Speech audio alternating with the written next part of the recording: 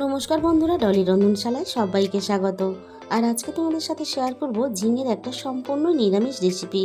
খুবই কম তেল মশলায় এই রেসিপিটা খুব সহজেই কিন্তু তোমরা বানিয়ে নিতে পারবে। আর রান্নাটাও খুব কম সময় কিন্তু তৈরি করে নেওয়া যায়। তাহলে আজকে রেসিপিটা শেষ পর্যন্ত দেখার জন্য তোমাদের কাছে আমার অনুরোধ রইল। এখানে আমি 300 গ্রাম পরিমাণ ঝিঙে নিয়েছি।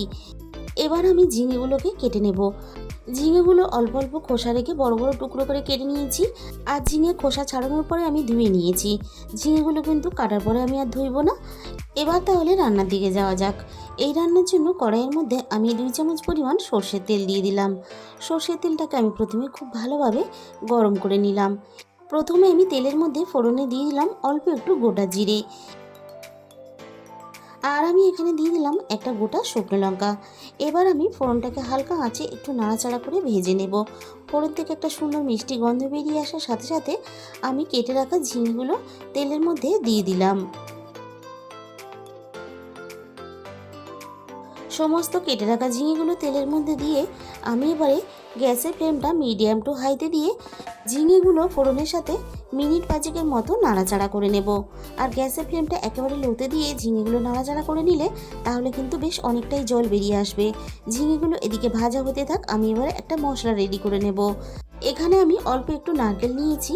আর নারকেলের দেখো পিছনের যে কালো খোসাটা সেটা কিন্তু আমি কেটে বাদ দিয়ে দিয়েছি। এতে মশলাটা বানানোর পরে দেখতে ভালো লাগবে। কালো খোসাগুলো থাকলে তাহলে মশলাটা কালো হয়ে যাবে। মিক্সির জারের মধ্যে নারকেলগুলো দিয়ে দেওয়ার পরে এখানে আমি 1 চামচ পরিমাণ পোস্ত দিয়ে দিলাম। এবার আমি এখানে সাদা সর্ষে 1 চামচের একটু কম দিয়ে দিলাম। এবার আমি সব কিছু একসাথে শুকনো অবস্থাতে প্রথমে পেস্ট করে নেব, তারপর অল্প একটু জল দিয়ে আমি পেস্ট বানিয়ে নেব। এদিকে ঝিঙেগুলোকে আমি আবারও একটু নাড়াচাড়া করে দিলাম। ঝিঙে থেকে দেখো হালকা জল বেরিয়ে আসতে শুরু করে দিয়েছে। লো ফ্লেমে দিয়ে কিন্তু একেবারেই ঝিঙেটাকে ভাজবে না। এবারে আমি ঝিঙের মধ্যে 3টে চেরা কাঁচা লঙ্কা দিয়ে দিলাম। কাঁচা লঙ্কা ঝিঙে আবারও আমি একসাথে নাড়াচাড়া করে মিনিট 5 মতো ভেজে নেব। এতে কাঁচা লঙ্কার যে মিষ্টি গন্ধটা রান্নার সাথে সুন্দরভাবে মিশে যাবে আর খেতেও ভালো লাগবে। আর দিয়ে দিলাম এখানে স্বাদ মতো লবণ। আবারও আমি লবণ দিয়ে ঝিঙেগুলো মিনিট 2 মতো নাড়াচাড়া করে ভেজে নেব। আর এইভাবে ঝিঙেটা ভেজে নিয়ে রান্নাটা করলে তাহলে ঝিঙেটা সহজেই গলে যাবে না, রান্নার পরে সিদ্ধও হয়ে যাবে আর সুন্দরভাবে গোটা গোটাও থাকবে, খেতেও ভালো লাগবে। এবারে আমি এখানে নারকেল সর্ষে পোস্ত বাটাটা দিয়ে দিলাম। আবারও আমি সব কিছু একসাথে নাড়াচাড়া করে মিনিট 5 মতো কষিয়ে নেব। আর একটু কষিয়ে নিলে তাহলে নারকেলের কাঁচা গন্ধটা চলে যাবে। সব কিছু একসাথে কষিয়ে নিয়ে এবারে একে একে মশলাগুলো দিয়ে দেব। দিয়ে দিলাম এখানে 1/2 চামচের একটু কম হলুদ গুঁড়ো। আর রান্নাতে যেহেতু ফোড়নে শুকনো লঙ্কা ব্যবহার করেছি আর 3টে চেরা কাঁচা লঙ্কা ব্যবহার করেছি, তাই ঝাল লঙ্কার গুঁড়োটা আমি এখানে বেশি দিলাম না, অল্প একটু দিলাম। আর দিয়ে দিলাম এখানে 1/2 চামচের একটু কম ধনে গুঁড়ো আর 1/2 চামচের একটু কম জিরে গুঁড়ো।